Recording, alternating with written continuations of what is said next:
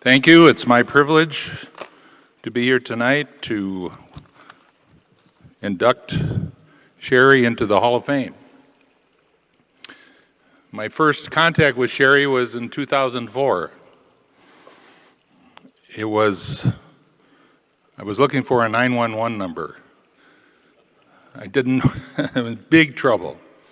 Didn't know what to do. How did I get here? I'll tell you how I got here. I was watching a hockey game, and a friend of mine whose son was on the team made those immortal words. Hey, Ron, do you invest in stocks? Yeah.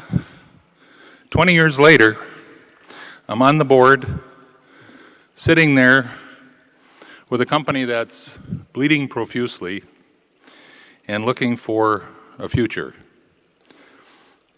And then Cheri jumped into my life. She was there on behalf of a company she was operating as a operations manager, and it was another company that the president of the parent company that was then took the position that those two companies could join and become one, and his feeling was that Cheri would be good to run that. So I said, okay, I'm thinking in my mind, based upon past performance, this should be something to worry about. So then Cheri came for her first viewing, and oh my goodness, it was like a breath of fresh air. She had a plan, she had a smile, she had a wonderful personality, and she had passion. So something was looking up. So I listened and listened. She made her presentation. We took the action. We finished the transaction, and those two companies were joined together with Cheri's management.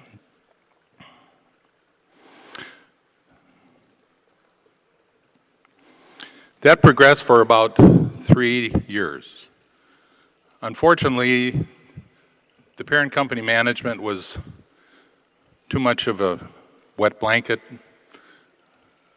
holding her back. I could see meeting by meeting some of the enthusiasm go. Not a lot, she was always in there plugging. But there was some trouble, and the board meetings became a little contentious.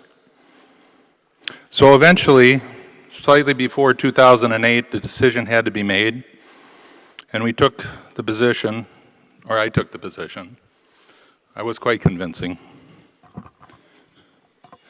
that the only thing that made sense was to shut down all of the operations of the parent company and concentrate on a budding technological effort that Cheri's group was engaged in.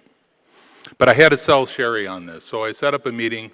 We went to lunch, and as I went through item by item as far as the changes that would take place, the fact there'd be liquidation both in the country and outside the country, there would be buildings, there would be just a whole lot of things to happen, and she'd still have to operate and promote her interests. Well, I saw the sparkle in her eye when I offered her the CEO job of what was then to be full charge responsibility for the whole operation. She did everything but give me 2 fist pumps and do a happy dance around the table.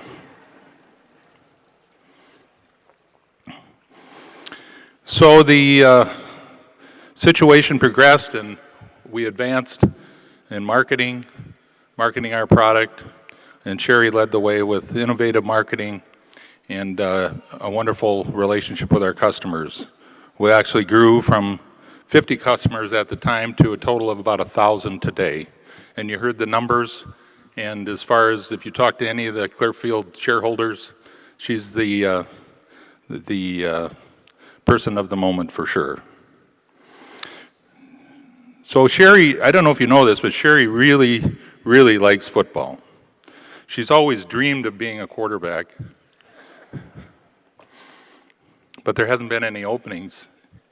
So she did the next best thing. She got in business, she got active, she got competitive, she became passionate.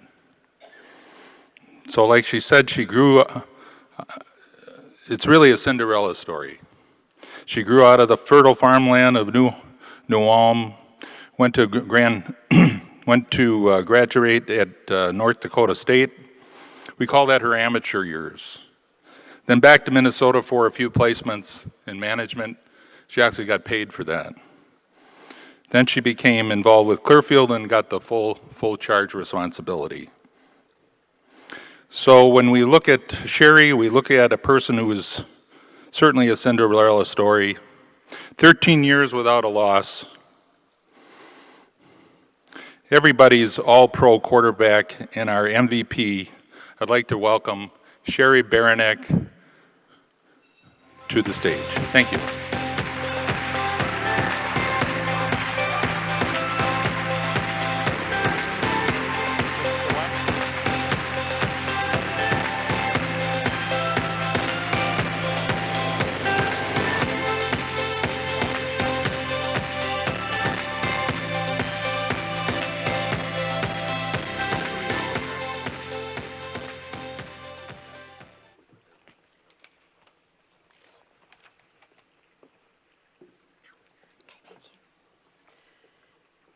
I'm just a little bit shorter than he is. Yeah. So it has been a wild ride, but Ron didn't tell you the whole story of that night when he asked me to be CEO of the company. He looked at me and he goes, "So I'm going to make you laugh, and we're going to try real hard to make you rich." And I'm like, well, this is kind of a good deal. I think over the course of the last dozen years, he has been our best cheerleader. He has been our best mentor. And he is, he should be in the Minnesota Business Hall of Fame for all the entrepreneurial work that he has done over his career. So we really commend him for his leadership and everything that he's done for us. When we became Clearfield on January 2nd, 2008, we had the disadvantage of being a startup company in a public company shell. And so we didn't have any revenue, and our stock was trading at 97 cents. If we knew now, if we knew then what we knew now, we might have done some things differently. But instead we said, we can do this and let's just figure it out. And today our stock closed just a little bit shy of 600 million. So we've made a little money along the way, and I think we're maybe comfortable. We're not rich, but I think we've got some shareholders who are pleased with what we have been able to put together. The people of Clearfield, we have hundreds now employees and hundreds of families who depend upon us. And, the people of Clearfield are the business people. They're the pioneers. The people who have looked out to be able to say, better broadband is what enables a lifestyle of opportunity and enables a lifestyle of connectivity. I was teasing the people at my table because I've done this many times and I've never been subjected to it not working for me, so we'll see. How many of you think your broadband is fabulous? Okay. How many of you have fiber? That's the problem. We are going to be able to fiberize this country, and that is what Clearfield's product line is all about. We are working to be able to provide, fiber connectivity and fiber management solutions across the universe, principally here in North America, but we'll get to the universe eventually.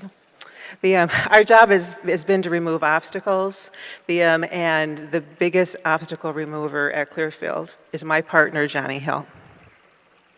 Johnny is our innovator, our technology expert, our chief everything, and a little bit of white knight. But mostly he's my friend, and I couldn't thank him more for that. Along the way, as a woman in business, things have been different. I'm in a technology field. I just came home from a trade show yesterday, where I go to a trade show where it's one place in the world where all the men line up for the bathroom and the women are done because it's all men in technology, and so it's different. But over the course of the last 150 years, women have been trailblazers. Times have changed, right? I'm so fortunate tonight to have my mom, Mary Jane Beranek, with us. 50 years, thank you. Yeah. Yeah, 50 years ago, 55 years ago, she was a trailblazer in this world. And after she was finished her college degree, and she went to the board of directors and asked for a raise. And they told her, go home to your husband and be thankful you have a job. Times have thankfully changed, and I want to thank her and every woman in this audience and every man in this audience who have been mentors to the women of this world to be able to do what we all can collectively do together. I had a lot of good mentors, and so you were taught, Ron is among the best. My first boss here in Minneapolis was a gentleman by the name of Gary Diener, who now lives in Idaho, and he told me, you have the spirit to be a captain of industry.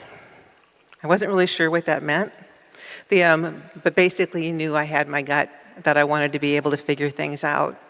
And a few bosses later, my boss was a gentleman by the name Sal Mondelli, who is here tonight. And Sal made me a vice president the day I came back from maternity leave. Providing an example that women can be mothers and executives and be able to pull that all together. I'm very fortunate to be the mother of children who have inspired love in my life. I'm very fortunate to have bonus children who became part of my blended family and who chose to love me rather than be born into my world.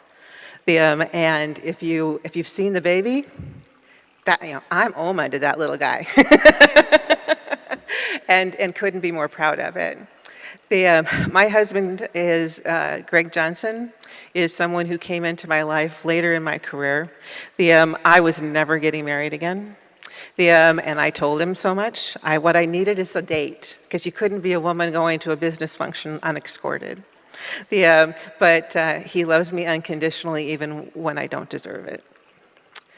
I'm very, very thankful to be been given the opportunity to make good things happen for myself, my family, my company.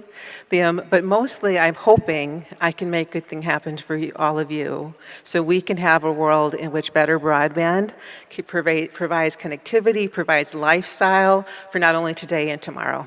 So thank you for that opportunity, and I hope you have better broadband to move forward.